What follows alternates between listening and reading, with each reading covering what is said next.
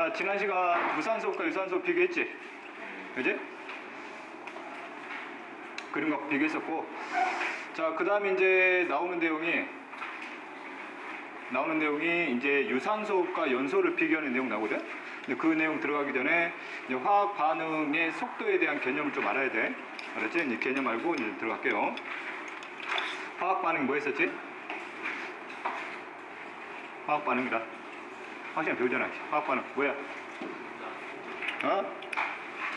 반응 전 물질과 반응 후 물질의 뭐가? 성질이 달라지는 거. 좀 더 구체적으로 분자 수준으로 가면 반응 전 분자의 종류와 반응 후 분자의 종류가 서로 달라지는 거.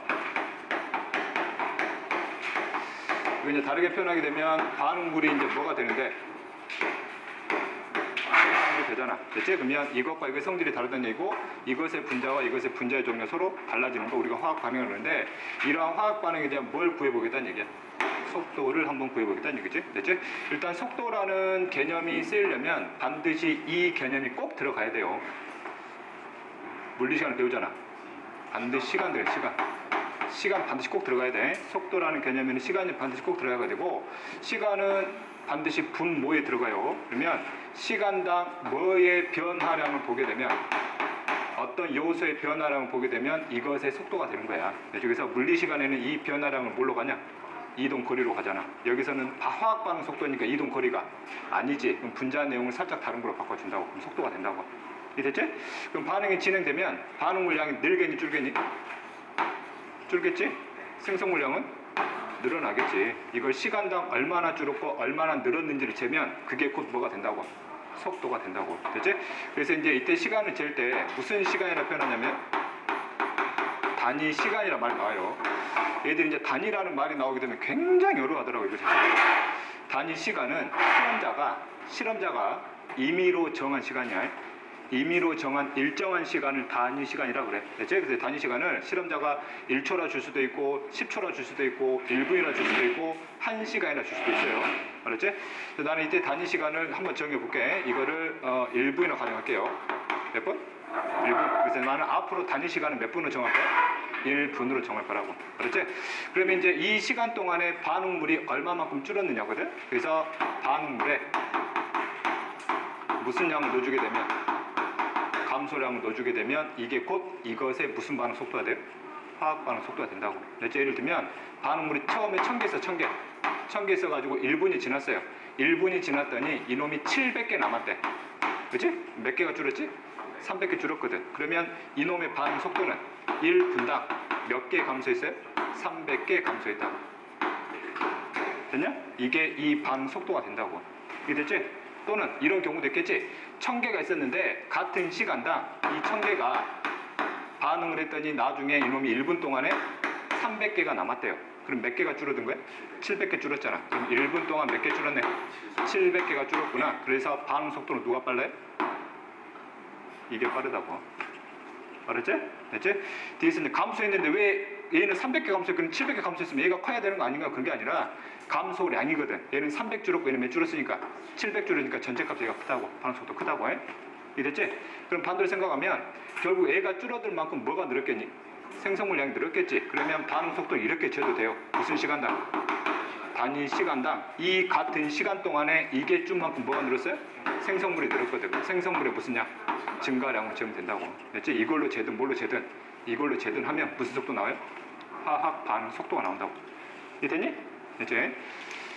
그래서 화학 반응 속도는 이제 이렇게 구하는 거예요. 단위 시간당 반응물의 감소량으로 구하거나 단위 시간은 생성물의 증가량으로 구한다고. 알았지? 자, 그다음 두 번째 내용. 그럼 이러한 반응 속도에 영향을 미칠 수 있는 요인들이 있거든. 그 요인들에 대한 관계를 좀 이해를 해야 돼요.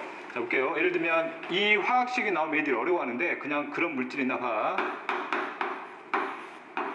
이런 놈이 있어요. 뭐야 이게?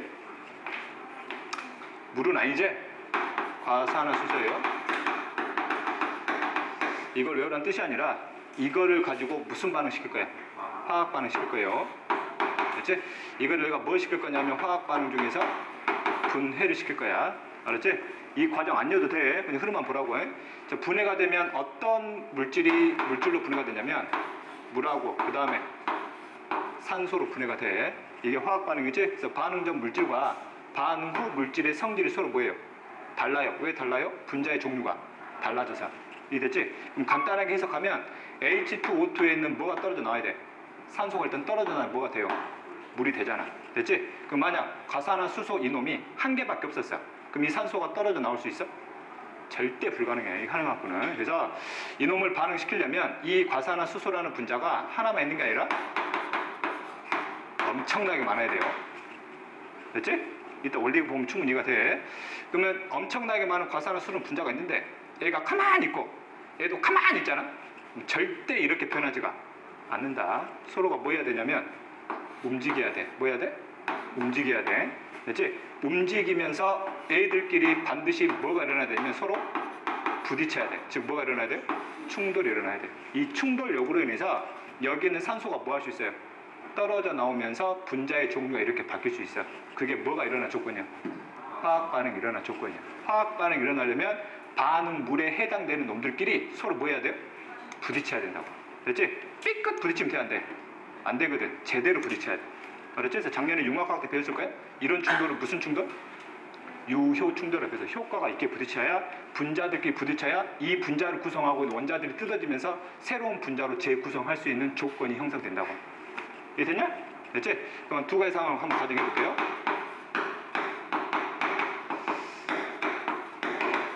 봐봐, 여기도 과산화수소가 엄청 많이 있어. 지금 서로 따로 실험하는 거예요. 됐지? 얘는 굉장히 천천히 움직이고 얘는 굉장히 빨리 움직여요. 됐지? 그러면 같은 시간 동안에 충돌 횟수는 어디가 많겠어요? 여기가 많겠지. 그러면 같은 시간 동안에 충돌 횟수가 많다는 얘기는 분자가 변할 확률이 뭐하다는 얘기야? 높다는 얘기지. 그 말은 곧 반응물이 생성물이 될 가능성이 높다는 얘기잖아. 그 말은 곧 반응 속도가 뭐 해줄 수 있어요? 빨라질 수 있다고. 알았지? 거기다가 애들이 빠르게 움직이고 있다는 얘기는 충돌할 때도 애들하고는 전혀 다른 충돌력으로 부딪힌다는 얘기 아니야. 훨씬 강하게 부딪혀 버리기 때문에 훨씬 더 분자의 종류를 빠르게 바꿔낼 수 있다고.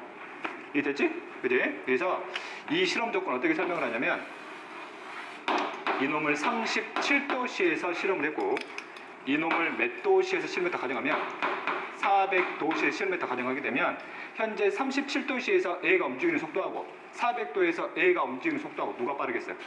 A가 훨씬 빠르겠지. 그러면 37도보다는 몇 도씨에서? 400도씨에서 반응시키는 게 훨씬 속도가 어떻게 나와요? 빠르게 나온다고. 즉 반응물이 빠른 시간 동안에 생성물로 바뀌기 시작한다는 얘기야. 이해됐지? 여기는 속도가 너무 느려. 움직이는 게. 됐지? 실제 과산화수소를 분해시키려잖아. 37도에서는 실제 절대 분해되지 않아요. 화학 반응 자체 거의 일어나지 않아요. 됐지? 그래서 이놈을 화학 반응 시키려면 뭘 높여줘야 돼? 온도를 높여줘야 돼. 됐지? 그럼 화학 반응 속도를 높일 수 있는 첫 번째 방법이 뭘 높이면 돼? 온도를 높이면 돼. 이해됐지? 엄청나게 많은 과산화수소를 역시 분해를 시켜볼 거야. 역시 이거하고 똑같이 몇 도씨에서 분해를 시켜볼 거냐면 37도씨에서 한번 분해시켜볼 거예요. 됐지? 아까도 얘기했지만 37도씨에서는 절대 분해돼 안 돼. 절대 되지 않아. 됐지? 근데 내가 여기다가 이걸 넣었어요. 뭘 넣었더니? 효소를 넣었더니 이놈이 뭐 되기 시작을 해? 분해되기 시작하더란 얘기지. 됐냐? 이게 효소의 기능이지. 원래 37도씨에서는 원래 뭐 되지 않는 놈이 분해되지 않는 놈이 효소가 들어가니까 분해되기 시작하더란 얘기지. 그래서 효소는 이놈의 화학 반응 속도를 늦춰주니 늘려주거든. 그래서 화학 반응 속도를 늘려주는 걸 도와주는 걸 뭐라 불러요? 촉매라 불러주지. 효소가 이런 촉매 기능을 해. 이랬지? 그럼 과산화수소는 원래 몇 도씨에서 분해가 돼야 되는데 400도씨에서 분해가 돼야 되는데 효소가 도와주면 몇 도씨에서도 37도씨에서도 충분히 분해할 수 있게 만들어준다고. 됐지? 이게 생명체가 뭘 가져야 할 이유야? 효소를 가져야 할 이유야. 그렇지? 예를 들면 내 몸에서 과산화수소가 아니라 뭘 분해시키고 싶어요? 포도당 분해시키고 싶어요. 우리 몸의 온도가 몇 도인데? 37도인데 실제 37도씨에서 어떤 것에 도움 없이도 포도당은 37도씨에서 절대 분해가 안 돼. 절대 안 돼. 근데 내 몸에 실제 분해되는 이유가 뭐야? 효소가 관여하니까 그래. 이게 효소의 위대함이야. 이해됐지? 됐냐? 그럼 실제 효소 없이 내 몸의 온도를 37도씨에서 아니라 효소 없이 분해시키려면 내 몸의 온도를 몇 도로 올려야 돼? 400도로 올려야 돼. 됐지? 포도당만 분해되니? 내 온몸이 다 분해되지? 됐지? 네. 그럼 잘 보고. 그래서 이런 관계를 좀 알아야 돼요. 그래서 과산화수소를 분해시키려면 일단 효소 없이 분해시켜요. 온도를 뭐 시켜야 돼? 높이거나 낮은 온도에서 반응시키고 싶다. 그러면 뭘 이용하면 돼요? 효소를 이용하면 된다고. 이해됐지? 그지? 자, 이걸 바탕으로 해서 이제 유산소흡과 연소를 비교할게요. 유산소, 연소다. 유산소 호흡은 화학 반응이야, 화학 반응 아니야? 화학 반응이지. 화학 반응 중에 합성이야, 분해야? 분해지. 됐지? 연소는 초등학교 때부터 배웠던 개념이지? 중학교 때도 배웠고 작년에도 배웠을 거야. 됐지?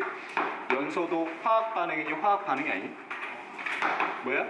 화학 반응이야. 화학 반응 중에 합성이야, 분해야? 분해야. 됐지? 이제부터 유산소 호흡과 연소의 공통점 들어갈 거야. 유산소 호흡은 뭘 분해하는 거지? 뭐? 3대 영양소를 분해시키는데 뭘 가지고? 산소를 가지고 분해를 시키는 거지? 무슨 분해시켜요? 완전 분해시켜버리지.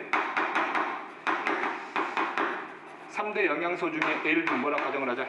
포도당이라 가정하면 최종 분해산물로 뭐가 나와요? 이산화탄소, 그 다음에 물이 나오지? 됐지? 자, 그 다음 연소도 무슨 과정? 분해 과정이야. 연소를 정의하게 되면 지구상에 존재하고 있는 물질을 역시 뭐랑 반응시켜요? 산소랑 반응시켜서 이 물질을 뭐 하는 거야? 분해시키는 거야. 알았지? 그럼 지구상에 존재하는 물질이라면 역시 몇 대 영양소도 포함되겠어요? 3대 영양소도 포함되겠지. 유산소과 연소의 공통점이야. 뭐랑 반응시켜서? 산소랑 반응시켜서 이 물질을 뭐 시키는 거? 분해시켜. 그러면 어차피 산소랑 반응시키니까 연소도 무슨 분해시켜버리겠지? 완전 분해시켜버리겠지. 그럼 예를 들면 3대 영양소 중에서 무슨 당을? 포도당을 연소로 완전 분해시키면 역시 최종 산물로 이산화탄소하고 물이 나와요. 이게 공통점이야. 됐지? 그럼 도대체 어떤 차이냐 이거야. 됐지? 유산소 호흡은 체외에서 일어나니 체내에서 일어나니? 체내에서 일어나지. 체내 중에서 정확하게 세포 외에서 일어나는 거야? 세포 내에서 일어나는 거야? 세포 내에서 일어나는 거야. 됐지? 이놈은 세포 외에서 일어나는 거지. 더 정확하게는 체외에서 일어나는 거야. 이해됐지? 그럼 결국 세포 내냐 체외냐 이 차이가 실제 중요한 게 아니라 이 과정은 세포 안에 있는 누가 관여하는 반응이야? 효소가 관여하는 반응이야. 됐지? 근데 체외에는 효소가 없거든. 누가 관여하잖아요? 효소가 전혀 관여하지 않아요. 이거 차이, 이거 차이. 됐냐? 그럼 지금부터 나타나는 차이점들은 뭐 때문에 나타나는 차이점들이야? 효소 때문에 나타나는 차이점들이야. 됐지? 그럼 볼게요. 효소가 관여하니까, 됐지? 이놈을 분해시키는데 필요한 온도가 우리 체온인 몇 도에서도 37도씨에서도 분해되기 시작을 하지. 됐어? 근데는 효소가 있어 없어요? 없거든. 그럼 이걸 분해시킬 때 37도씨에서 분해시킬 거야. 돼 안 돼? 절대 안 되거든. 온도 뭐 시켜야 돼? 높여야 되거든. 최소 몇 도 이상? 400도 이상. 그래야 애가 뭐 돼요? 분해되기 시작한다고. 알았지? 이런 차이예요. 자, 그래서 효소 때문에 반응 온도가 37도인데 여기는 반응 온도가 몇 도 이상? 400도 이상이 나는 거고, 그 다음 차이점. 효소가 관여하니까 이놈이 완전 분해되는데 바로 분해가 되는 게 아니지. 어떻게 분해가 돼요? 단계적으로 분해되지. 왜? 단계별로 관여하는 효소의 종류 때문에. 됐지? 아, 그래서 이들은 어떻게 분해가 되는구나. 단계적으로 분해가 되는구나. 이해됐지? 근데 얘는 일단 400도 이상 올려가지고 뭘 시켰어요? 분해를 진행시켰어. 근데 효소가 전혀 관여하지 않잖아. 그래서 이런 단계적인 분해가 전혀 일어나지 않아요. 바로 끝나버리지. 어떻게? 일시적으로 또는 한 번에 분해된다. 또는 뭐 한꺼번에 분해된다라고 표현해버려. 됐지? 그지? 그 다음에 단계적으로 분해가 되기 때문에 일단 분해가 되면 뭐가 방출돼야 돼요? 에너지 방출돼야 되잖아. 그럼 분해될 때마다 뭐가 방출돼? 에너지가 방출되지? 그럼 에너지가 빠져나올 때도 어떻게 빠져나와요? 단계적으로 빠져나오지? 그래서 에너지가 단계적으로 분해가 되니까 역시 에너지도 단계적으로 방출돼요. 됐지? 근데 얘는 한 방에 끝나버리지? 그럼 여기에 저장된 에너지 어떻게 나오래? 한 방에 쏟아져 나와버리지? 그래서 이것 때문에 에너지가 한꺼번에 방출돼버리지? 또는 뭐 일시에 방출돼버린다 이렇게 표현한다고. 됐냐? 그 다음 이제 결과물의 차이지. 이때 에너지를 단계적으로 방출시키게 되면은 일부 에너지를 어디다 실어내냐? ATP 실어내지? 몇 개를? 38개를. 그래서 결과물로 뭐가 만들어져요? 38개의 ATP가 만들어진다 표현하는 거지. 포도당 속에 들어가 있는 일부 에너지를 여기다 실어낸 거야. 근데 일부는 뭘로 빠져나가요? 열로 빠져나가잖아. 그래서 무슨 에너지가? 열 에너지가 나오는 거고. 됐지? 근데 연소는 세포 내에서 일어나는 과정이 아니기 때문에, 역시 세포 호흡도 아니기 때문에 ATP를 만들어 안 만들어? 만들지 않단 말이지. 그럼 이때 한꺼번에 방출된 에너지는 어떤 것에도 실어내지 않지. 그럼 최초에는 무슨 에너지가 들어가 있었는데? 화학 에너지가 들어가 있었는데, 이게 한꺼번에 빠져나오게 되면 에너지가 다 이걸로 바뀌어버리지. 뭐하고? 비대에너지하고 그 다음에 열에너지. 됐지? 그래서 여기 결과물을 보게 되면 뭐하고? 비대에너지와 그 다음에 열에너지로 한꺼번에 방출된다라고 표현해. 이게 됐지? 그지? 그리고 이때 방출된 에너지는 주로 무슨 활동에 이용하니? 인간이 생활하는 데 이용을 하지. 체내 생명 활동이 아니라 인간이 생활하는 데 이용한다고. 이거 뭐하니? 화력발전소에서 전기에너지 바꿔 쓰잖아. 그래서 지금 전기를 우리 쓰고 있는 거 아니야. 그치? 이것 때문에 너희들 자동차 타고 다니는 거 아니야. 화석연료 연소시키잖아. 이게 됐지? 이것 때문에 추운 겨울에도 따뜻한 집에서 살 수 있는 거야. 됐지? 이런 내용을 쓰는 거고, 이거는 생명체가 직접 무슨 활동하는데? 생명 활동하는 데 쓰는 거고. 됐지? 그 다음에 또 하나 애들 많이 틀리는 거, 포도당 속에 들어가 있는 에너지량 있지? 그지? 이 에너지량을 몇이라 가정을 할까요? 100이다 가정을 할게요. 그럼 동일한 양의 포도당을 연소시키잖아. 어차피 똑같은 포도당이니까 이 속에 들어가 있는 에너지량이 몇이겠냐? 100이겠지. 됐지? 그럼 완전 분해시키니까 100이라는 에너지가 어떻게 나와요? 다 빠져나오겠지. 여기는 어떻게 빠져나와? 단계적으로. 그럼 100이라는 에너지 중에 열 에너지로 빠져나가는 건 몇이야? 60이잖아. 나머지 40을 어디다가 나눠 담았어요? 여기다가 지금 나눠 담았다고. 그럼 이걸 더하면 다시 몇이 돼요? 100이 되는 거지. 당연한 거잖아. 그렇지? 그럼 여기도 100이라는 에너지를 완전 분해시켜서 에너지 다 빼냈지. 그럼 이때 방출 에너지가 비대 에너지를 얼마가 갖는지, 열 에너지를 얼마가 갖는지는 모르겠지만 어쨌든 이 값을 더하면 몇이 나올 거란 얘기야? 100이 나올 거란 얘기지. 얘들이 많이 틀려요.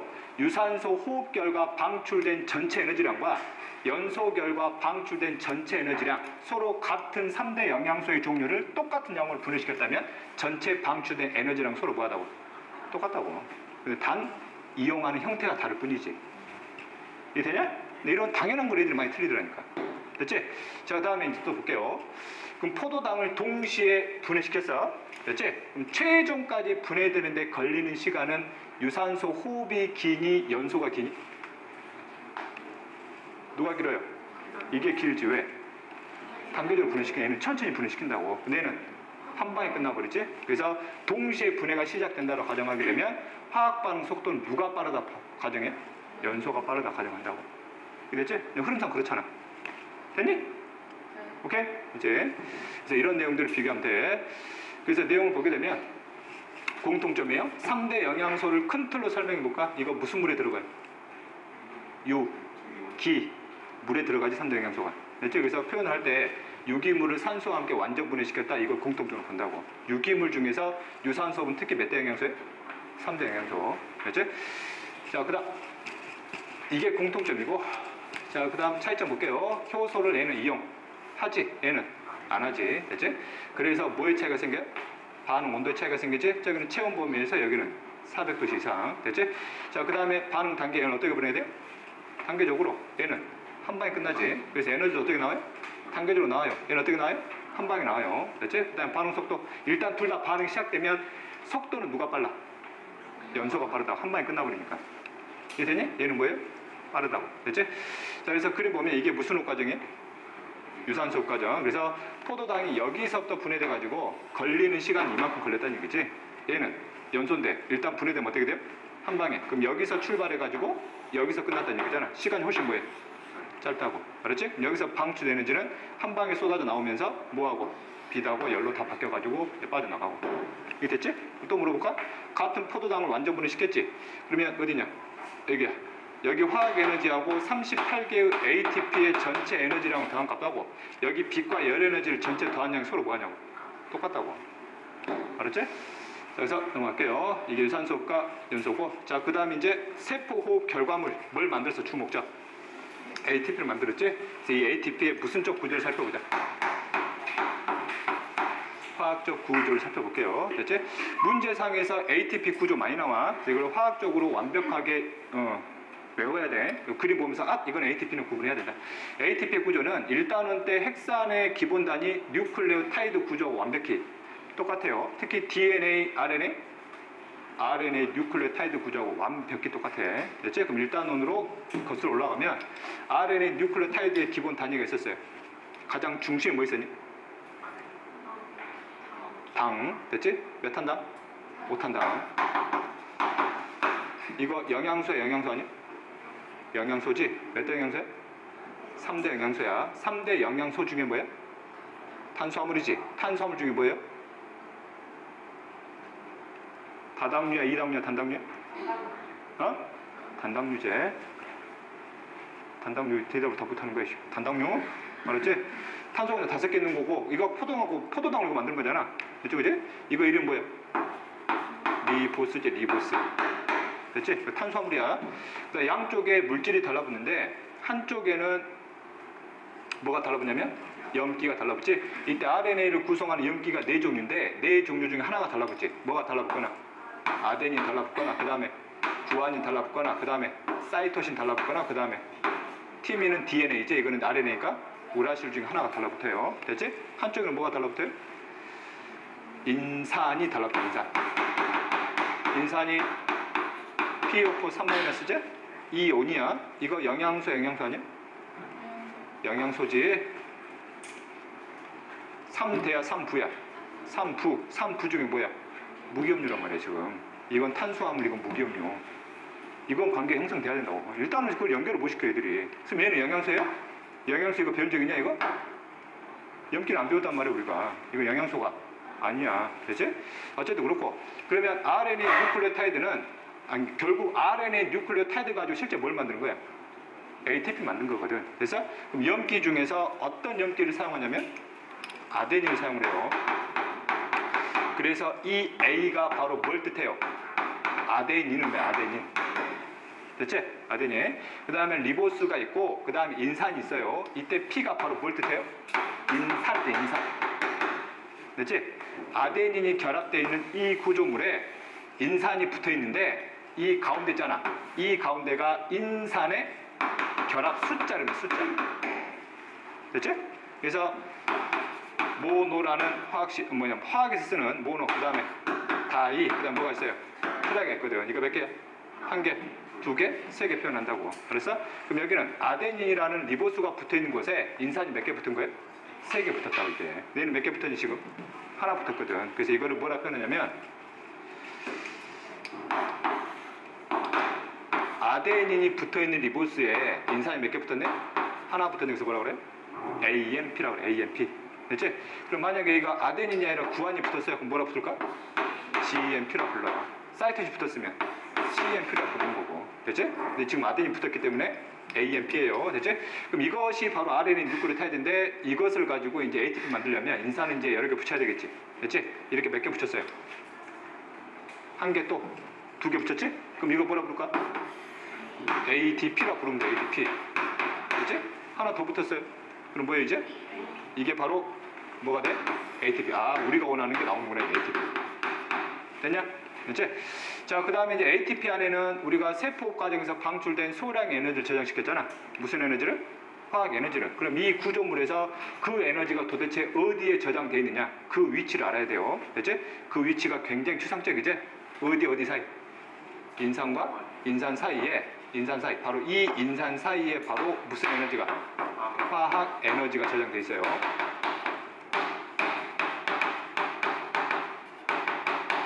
그렇지? 실제 그 분자가 형성될 때 원자와 원자들이 연결되잖아. 그렇지? 그 연결되는 과정에서 그 연결 사이에 분명히 에너지가 저장되어 있거든? 그럼 나중에 대학 과정 가면 배울 거예요. 그렇지? 그게 또 물어봐요. 선생님, 그럼 여기는 에너지 없나요? 여기도 에너지가 들어가 있어요. 선생님, 여기도 에너지 없나요? 여기도 에너지가 들어가 있어요. 그렇지? 근데 다른 데보다 인산과 인산 사이에 저장된 에너지량이 훨씬 더 많이 들어가 있어. 그래서 여기 에너지량은 이것들보다 많다 그래가지고 고에너지가 저장되어 있다 표현해. 고에너지가. 이해됐니? 그렇지? 그럼 생명체는 ATP를 가지고 원하는 에너지를 뽑아 써야 되잖아. 그렇지? 그럼 에너지를 뭐 시켜야 돼? 방출시켜야 되겠지. 뭘 떼버려? 인산을 떼버린다고. 이거 하나 떨어져 나가면 여기 저장돼 뭐가 방출돼요? 에너지 방출되잖아. 여기다 에너지 집어넣고 싶어요. 다시 인산 뭐 하면 돼요?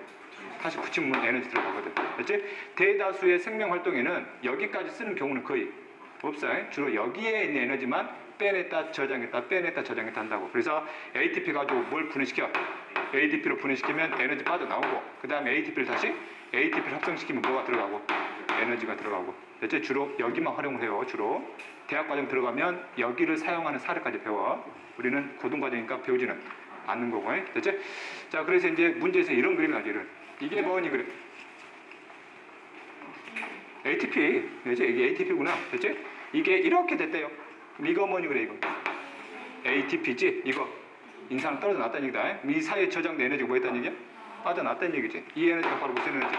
화학 에너지고, 이걸 무슨 활동 활용해? 생명 활동 활용한다고. 그렇지? 아, 그럼 이 과정을 합성에 분해요? 분해란 뜻이지? 그렇지? 왜들 또 물어보는 게 선생님 플러스인데 왜 이게 떨어져 나온 거예요? 화학 반응식의 기본이야. 알았지? 그렇지? 자, 그 다음 이걸 반대로 갈까? 그럼 뭐 하는 거야? 합성하는 거네? 그럼 합성하면 여기에 저장할 뭐가 들어가야 돼요? 에너지가 들어가야 되거든. 그치? 그럼 이 에너지는 어디서 보충하니? 물어볼까? 여기서 보충한다. 맞아 틀려? 맞아 틀려? 대답을 해. 아니라고. 미쳐버리겠네 진짜. 앞에서 큰 틀 다 알려줬잖아. 여기에 필요한 에너지는 어디서 공급받아야 돼요? 무슨 호흡? 세포호흡. 예를 들면 무슨 당? 포도당 분해시켜서 방출된 에너지 여기다 실어낸다니까. 미쳐버리겠네. 앞에 큰 틀을 잡으라니까. 그 큰 틀에서 그 세부적인 내용을 확대시켜서 그냥 물어본 거야. 됐지? 근데 이걸 못 잡아요. 그럼 이게 다 실리니? 일부는 뭘로 빠져나가요? 열로 빠져나가겠지. 이게 됐지? 그래서 여기까지가 무슨 호흡이라 여기까지 무슨 호흡? 세포호흡이라고 그랬잖아. 됐지? 그럼 잘 잡아. 됐냐? 됐지? 여기 부족. 끝. 자, 그 다음 에너지 전원과 이용 들어갈게요. 지금까지 배웠던 건 이제 복습하는 거야. 자, 모든 생명체가 이용하는 에너지의 군원이 뭐예요? 태양의 무슨 에너지? 비대에너지. 됐지? 그럼 최초에는 비대에너지가 지구로 들어오지. 근데 생명체가 직접 이용할 수 있는 에너지는 뭐란 말이야? 화학 에너지거든. 이 비대에너지 뭘 바꿔야 돼? 화학 에너지를. 그걸 누가 해줘요? 식물에 있는 무슨 체? 엽록체가 무슨 성 과정을 통해서? 광합성 과정을 통해서 비대에너지를 화학 에너지로 바꿔가지고 그걸 포도당과 같은 유기물에다 집어넣어버리잖아. 됐지? 아, 이게 무슨 셈이구나? 광합성이구나. 에너지 전화 이렇게 바뀌었다고. 됐지? 그럼 이 에너지 뭐 했어야 돼요? 꺼내 써야 되겠네. 그럼 포도당 뭐 시켜야 돼? 분해시켜야 되겠지. 그지? 미토콘드리아 관여하고 있네. 무슨 호흡이라는 얘기야? 세포호흡이라고 지금. 또 물어볼까? 이때 방출된 에너지가 생명활동에 직접 이용된다. 아니라고. 일단 어디다 실어내요? ATP에 실어낸다고. 됐지? 일부는 뭘로 빠져나가요? 열로 빠져나가고. 됐지? 그 다음 이제 이 에너지를 꺼내 써야 돼. 그럼 이 과정은 뭐 하는 과정이야 지금? 합성, ATP 합성. 여기는 포도당 뭐 시키고 있고? 분해시키고 있고. 됐지? 그럼 이걸 다시 뭐 시켜요? 다시 분해시키면 저장된 뭐가 빠져나와요? 에너지 빠져나오겠지. 이 에너지가 바로 무슨 활동에 이용돼? 생명활동에 직접 이용된다고 이게. 이런 흐름이란 얘기죠. 됐지? 그럼 어떤 생명활동에 이용돼요? 근육을 움직이거나 농동성하거나 저분자를 가지고 뭘 만들거나 고분자 만들거나 비대에너지를 화학에너지 뭘로 바꿔가지고 비대에너지를 바꾸어 쓰거나 뭘로 바꿔가지고 전기 에너지를 바꾸어 쓰거나. 알았지? 이건 우리 인간 할 수는 없지? 이거는 반딧불이 가고 이거는 전기 뱀자거나 전기 가오리 가는 거고. 그러니까 발광하니까 미쳤나 뭐 그런 생각하더라고. 빛이 난다는 얘기야. 알았지? 안 웃긴가? 어쨌든 이런 내용이고. 자, 그 다음 이때 남아도는 포도당 어떻게 해? 남아도는 포도당 다른 저장하거나 또는 다른 유기물로 전환해서 사용을 하지. 됐지? 이런 흐름들이 잡혀야 된다. 자, 볼게요. 자, 그 다음에 에너지 대사와 균형 들어갈게. 에너지 대사는 무슨 말이지? 대사가 출입이잖아. 에너지를 출입시키는 거야. 에너지를 저장하거나 저장된 에너지를 꺼내 쓴다는 뜻이야. 됐지? 일단 이 개념 들어가기 전에 대사량이라는 개념이 단독으로 나와요. 대사량이라는 말이 단독으로 나올 때야. 됐지? 이때 대사라는 뜻은 무슨 대사의 약자냐면 물질 대사의 물질을 빼버린 거야. 물질 대사인데 물질 대사 중에서 대사량이 단독으로 나오잖아. 그럼 이 대사량은 주로 무슨 호흡을 의미하냐면 세포 호흡을 의미해요. 됐지? 세포. 그럼 세포 호흡은 포도당과 같은 유기물을 분해시켜서 뭘 방출시켜요? 에너지를 방출시키지. 그럼 이 에너지를 어디다 실어내요? ATP에 실어내거든. 그다음 ATP를 다시 뭐 시켜가지고 다시 분해시켜가지고 방출된 에너지가 무슨 활동인데? 생명 활동 이용하고. 되냐? 대사량을 정확히 정의할게. 생명체가 무슨 활동하는데? 생명 활동하는데 필요한 무슨 양? 에너지량을 대사량이라고 그래. 알았지? 생명체가 생명 활동하는데 필요한 에너지량을 대사량이라 한다. 그럼 실제 생명 활동에 필요한 에너지는 뭐에 분해로 걷어내야 되는데? ATP의 분해로 걷어내야 되는데 결국 ATP는 무슨 결과가 만들어지는 거야? 세포 결과가 만들어지는 거지. 이해됐지? 됐니? 그 다음 이 대사량이 크게 두 가지 의미로 나눠요. 기초 대사량과 그 다음에 활동 대사량이 있어요. 됐지? 기초 대사량과 활동 대사량. 기초 대사량은 뭐냐? 우리 인간을 기준으로 설명을 하게 되면 내가 잠을 자고 있어요. 눈 감고 잠을 자고 있어요. 아무것도 안 하고 말도 안 하겠지. 계속 가만히 있는 거야. 계속. 그럼 내 몸속에서는 생명 활동이 정지되니? 그런 건 아니지. 심장 뛰어야 되지. 숨 쉬어야 되니까 호흡은 움직여야 돼요. 그렇지? 그런 기본적인 생명 활동이 일어나야 된다는 얘기야. 그래서 기초 대사량이라는 얘기는 생명체가 살아가기 위해서 기본적으로 필요로 하는 에너지량이지. 최대한이야, 최소한이야? 최소한 에너지량. 그걸 기초 대사량. 생명 유지를 위해서 필요한 최소한 에너지량. 그래서 내가 잠을 자다 뭐 했단 말이야, 이제? 깼지? 그럼 내가 뭐 해야 돼, 이제? 움직여야 되거든. 그럼 그 움직일 때 필요한 또 에너지가 있겠지. 그걸 뭐라고 그래? 활동 대사량. 됐지? 그래서 활동 대사량은 기초 대사량 이외의 여러 가지 생명 활동을 하는데 더 필요한 에너지량을 활동 대사량이라고 한다고. 됐지? 그럼 결국 대사량은 기초 대사량과 뭘 더하라는 얘기야? 활동 대사량을 더하게 되면 생명체가 생명 활동하는데 필요한 전체 에너지량을 대사량이라 정의하는구나. 됐냐? 됐지? 자, 그 다음 기초 대사량에 대해서 이거 한번 설명할게. 이거 성별이나 나이에 따라서 사람마다 기초 대사량이 뭐 할 수 있다는 얘기야?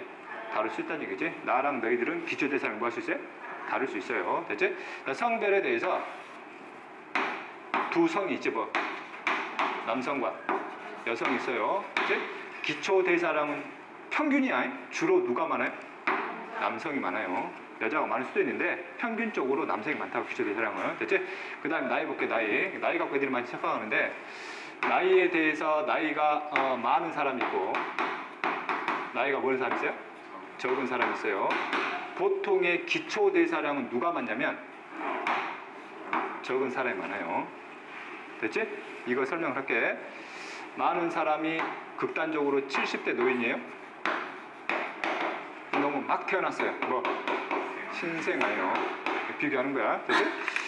그럼 70대 노인의 세포수가 많아요? 신생아의 세포수가 많아요? 70대 노인의 세포수가 많겠지. 그러면 봐. 이게 70대 노인이고 신생아는 이거 좁잖아. 그래서 이 사람 대략 60조 개의 세포를 갖고 있다라면 이 사람은 3조 개의 세포를 갖고 보통 태어나거든. 됐지?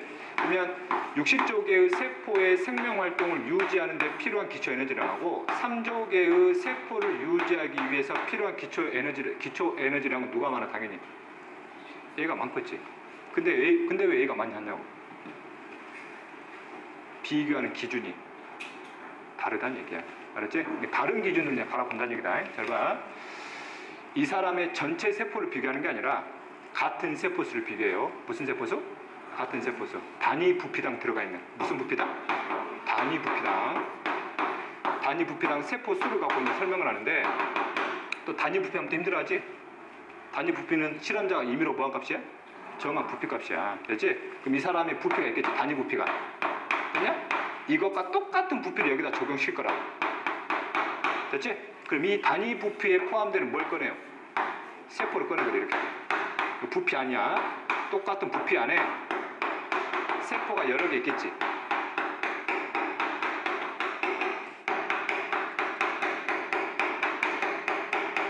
단위 부피당 세포수니까 이놈과 이놈의 부피가 서로 뭐하다는 얘기야?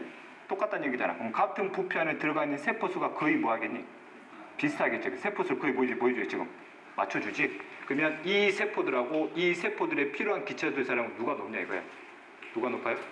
신생아가 높다고. 왜? 신생아는 뭐 해야 돼요? 생장해야 돼요.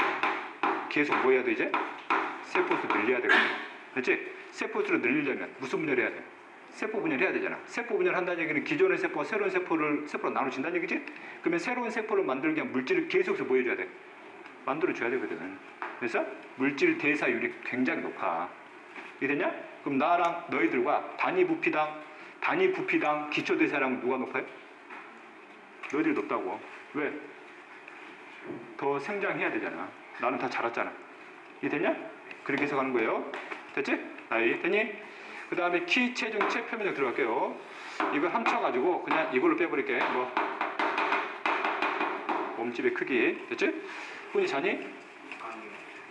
안 자니? 응, 그래, 잘했어. 자, 몸집이 큰 사람하고 몸집이 뭐한 사람 있어요? 작은 사람이 있어요. 이 두 사람 중에 어떤 사람의 기초 대사량이 높니 그러면? 작은 사람의 기초 대사량이 높아요. 아까하고 똑같아. 큰 사람의 인기는 몸집이 뭐예요? 몸집이 크다는 얘기잖아. 이 사람 몸집이 작다는 얘기잖아. 그럼 세포수는 누가 많아요? 당연히 얘가 많잖아. 그러면 전체 세포수를 갖고 따지면 필요한 기초 대사량은 당연히 누가 높아? 얘가 높거든. 근데 그 기준으로 보는 게 아니거든. 그래서 무슨 부피당? 단위 부피당 들어가 있는 세포수를 보는 거예요. 됐냐?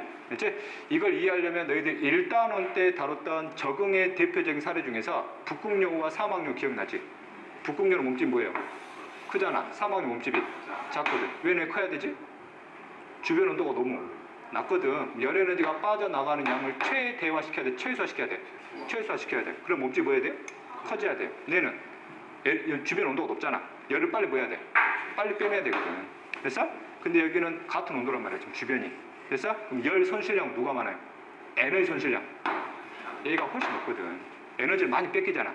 얘는 에너지를 덜 뺏기거든. 그럼 세포 하나하나가 에너지의 손실량 얘가 높지?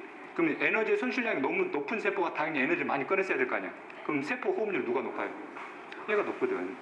알았지? 그래서 같은 부피당 들어가 있는 세포수, 같은 세포수를 비교하게 되면 물질 대사율이 누가 높기 때문에 얘가 높기 때문에 생명활동에 필요한 기초대사량은 누가 높다 표현하는 거야? 덩치가 작은 놈이 높다라고 표현한다고. 알았지? 이해되니? 기준을 잘 잡아야 돼. 그래서 이러한 내용은 주로 자료 해석 문제로 나오거든. 그럼 자료 해석 문제가 나오게 되면 반드시 뭐 봐야 돼? 단위 잘 봐야 돼. 알았지? 과학의 기본이지? 단위 못 봐갖고 애들 많이 틀려요. 됐니? 알았지? 자, 그 다음 그럼 일일 대사량 뭐야? 여기다 시간 붙인 거잖아. 며칠 동안? 하루 동안 필요한 생명활동에 필요한 전체 에너지량이야. 이게 하루 기초대사량과 하루 활동대사량은 전체 더한값이지? 이게 됐지? 됐지? 자, 그 다음 교재에는 없지만 이 내용만 볼게요. 이 사람과 이 사람은 다른 사람이 아니라 같은 사람이에요. 이 사람이 뭘 섭취했대요? 에너지를 섭취했대요. 에너지를 직접 섭취할 수 있나? 에너지가 저장된 음식물을 처먹어야지. 몇 대 영양소 들어가 있어 이거? 3대 영양소 들어가 있지? 결국 3대 영양소를 먹었다는 얘기야. 됐지? 먹은 3대 영양소를 체내로 뭐 했겠니? 흡수했겠지? 흡수된 3대 영양소를 이 사람 몸을 구성하는 각 세포한테 뭐 했겠어? 줬겠지? 그럼 각 세포가 그 3대 영양소 가지고 뭐 했다는 얘기야 지금? 소비시켰다는 얘기는 이놈은 3대 영양소를 가지고 무슨 업 시켜버렸다는 얘기야? 세포업 시켰다는 얘기다. 됐냐? 근데 누가 많대요? 이게 많대요. 체내로 들어오는 3대 영양소보다 체내에서 분해시켜버리는 3대 영양소 훨씬 더 많다는 얘기지. 그럼 시간이 지나면 지날수록 이 사람 몸속에 3대 영양소량은 점점 뭐해지겠냐? 감소하겠지? 체중이 어때? 체중이? 감소해요. 좋겠지? 체중이 계속 감소해요. 좋겠니? 체중이 계속 감소하면 좋겠냐고. 그 3대 영양소 없으니까 에너지 고갈로 뭐 한다는 얘기야? 죽는다고. 알았지? 죽는 방법이잖아. 굶는 거. 자, 반대로 똑같은 사람이에요. 그러면 섭취한 3대 영양소가 소비시킨 3대 영양소를 뭐 하다니 지금? 많대요. 많이 흡수하고 있는데 체내에서 많이 분해시키지를 않잖아. 시간 지나면 지날수록 이 사람 몸속에 3대 영양소는 점점 많아지겠지. 축적되니까 몸이 뭐예요? 커지거든. 이걸 뭐라 그래? 비만. 그렇지? 그럼 이 사람은 에너지 넘쳐나지? 근데 잘 꺼내 쓰지를 않아요. 그래서 에너지 고갈로 죽지는 않지만 뭐 때문에? 비만 때문에 다른 합병증으로 죽는다고. 그래서 뭐가 필요하다는 얘기야? 균형이 필요하다고. 그래서 이 단원의 파트가 제목이 항상성과 건강이야. 건강. 알았지? 다이어트 올려야 되는 거고. 이 사람 균형 맞추려면 어떻게 해야 돼? 균형 맞추려면 이거 늘려야지. 이 사람 균형 맞추려면 이거 늘려야지. 이게 됐냐? 됐지? 그럼 보면 되지?